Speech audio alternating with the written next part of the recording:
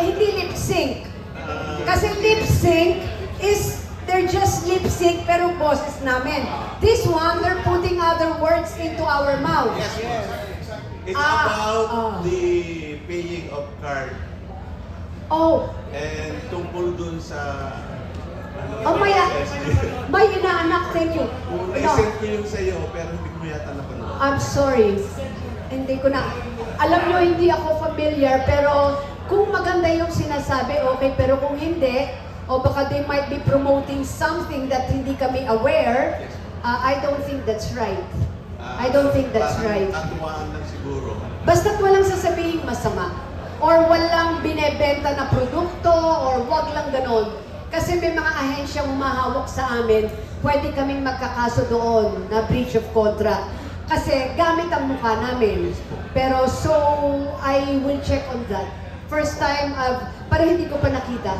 First time I've heard of it. Thank you, my inaanak. Thank you. Pwede po ba magtanong pa ng isa para bukas? Oh, yeah. Bukas ko sana itatanong kasi Okay. wala ang ating sekretary. Bukas, nandiyan na siya. Ngayon ko na po itatanong, baka po alam nyo. We are puzzled here in 6th District of Batangas na nabakante yung Congress seat. Yeah. May idea po kayo kung sino ang magiging caretaker? The way things are going, I'm coordinating with my chief of staff, Attorney Joel Montealto.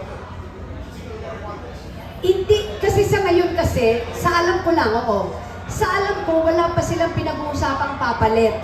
But the one who will decide on that is none other than Speaker Romualdez. Siyang magdidesisyon yan kung,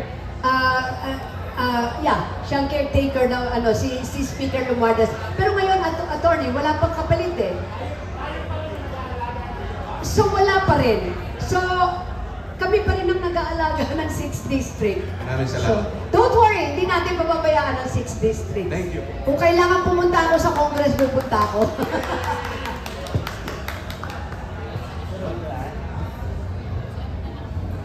Ate B. Roldan Castro from Abante. Roldan, good to see you, Roldan. Hello, Ate B. Isisingit ko na lang, anong plano nyo sa Holy Week? Definitely, I guess all of us, every time may Holy Week tayo, it's more of family bonding. Palagay ko dito lang din kami sa Batangas. Dito kami mag-Holy Week. Either here in Lipa or maybe yung lugar namin sa Nasugbu. Pero dito kami sa Batangas mag-Holy Week. Family rin, family bonding. And of course, prayers. Kasi ano to but alam natin ang Batangas, prayerful ang mga tao dito. Archdiocese, yung Lipa, we have the famous landmark ng Carmel.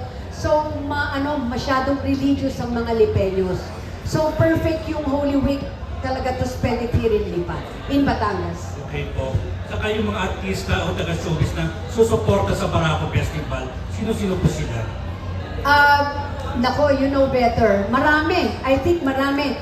Alam niyo, kinatutuwa ko kung ibalita sa inyong lahat. Tayo, lalo na sa inyo, Roldan, tayo magkaka-batch. Tayo, Pilarski. Yan, sila Dominic. Alam niyo ba na ang Batangas, ang dami-dami ng mga tiga-showbiz ang nakatira sa Batangas? Halos yung mga sikat na artista nandito na sa Batangas. May mga beach house, may lote, may farm. Andito sila. Kaya soon, pwede nating celebrity province eh. Di ba? Celebrity province of Batangas kasi andito na sila, dito rin sila nagbabakasyon.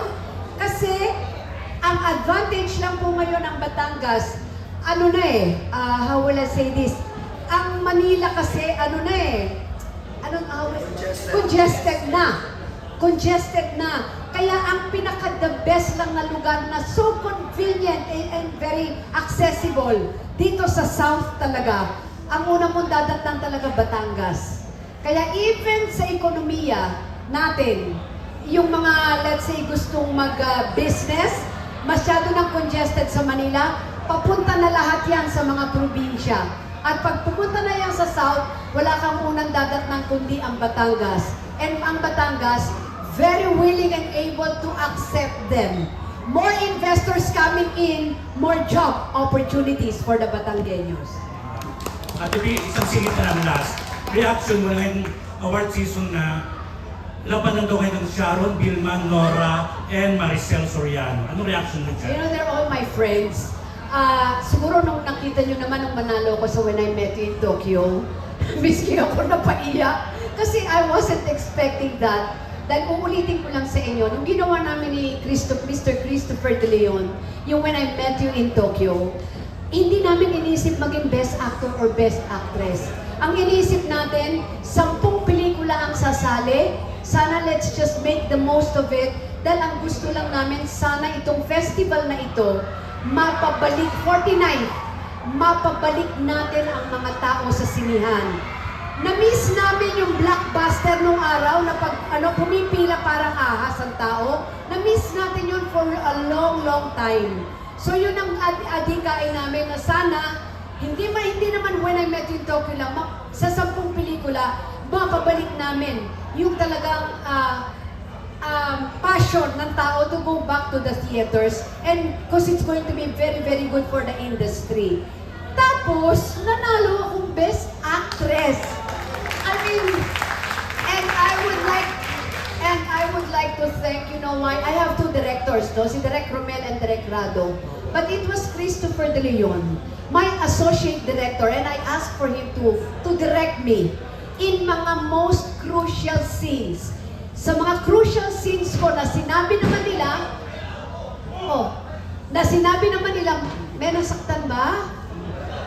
Wala. Na sinabi naman nila, modesty aside, yung mga scenes ko raw na nagustuhan nila, si Boyet ang nag-direct sa akin noon.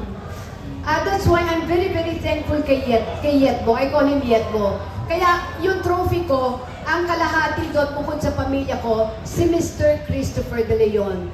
And then, what happened was, sinwerte rin tayo sa Metro International Film Festival. So, I thank God for that. It's a blessing. It's a big, big bonus.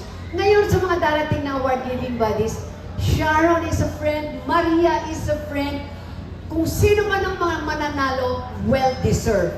Kahit hindi ako, it can be Sharon, it can be Maria, o kung sino man ang manonominate, all of us delivered well sa mga pelikulang nagawa namin for 2023. So, anybody pwedeng manalo and well-deserved. Okay, thank you, Ate Vinny. Thank you, ha. Good to see you again, Roldan. Last question po, Reggie Bonoan po.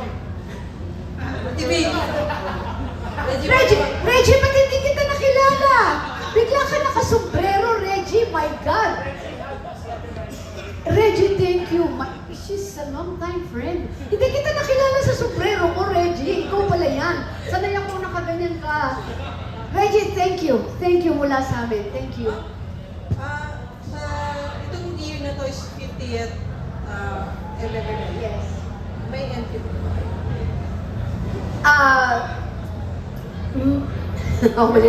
Okay, may isang nagsabi na may ino-offer, gusto niya isasali sa golden anniversary ng MMFF, but nothing is final.